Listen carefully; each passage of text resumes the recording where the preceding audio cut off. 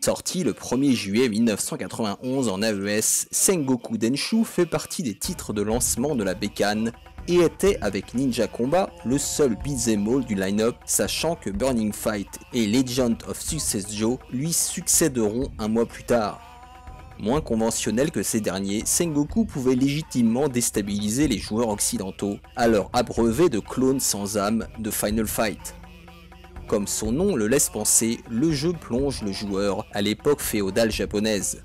Vous incarnez un ninja et un cow-boy descendant de deux samouraïs d'élite qui partent combattre un chef de guerre cruel qui, de retour après une première défaite, a juré de se venger et de libérer les forces maléfiques pour détruire une nouvelle fois la Terre et ses habitants. J'en avais déjà parlé, mais c'est dans le numéro 1 de Console Plus que j'ai découvert ce titre pour la première fois, au travers de ce test particulièrement sévère. Le pauvre Sengoku avait pris très cher. Jouabilité 50%.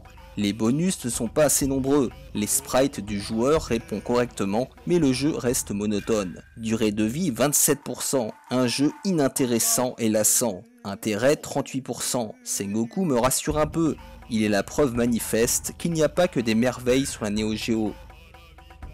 Comme beaucoup d'autres jeux de la console, je l'ai redécouvert sur émulateur dans les années 2000, et malgré son côté suranné, il m'avait subjugué par son ambiance unique.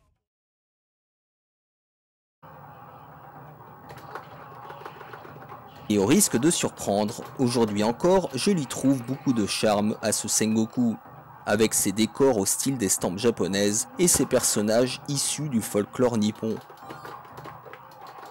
On est également frappé par la variété des environnements qui évoluent au gré des transferts entre périodes contemporaines et médiévales.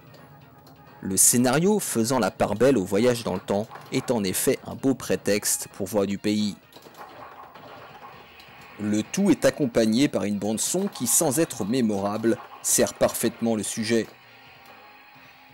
Alors oui, c'est parfois un peu grossier, un peu poussif, notamment au niveau de l'animation des personnages, qui aurait bien mérité quelques frames supplémentaires, et surtout très kitsch. Je pense notamment à ces effets de distorsion typiques des jeux première génération sur Neo Geo, ou au look de nos deux héros. Pourtant, le jeu conserve un cachet unique que même sa suite ne rendra pas caduque.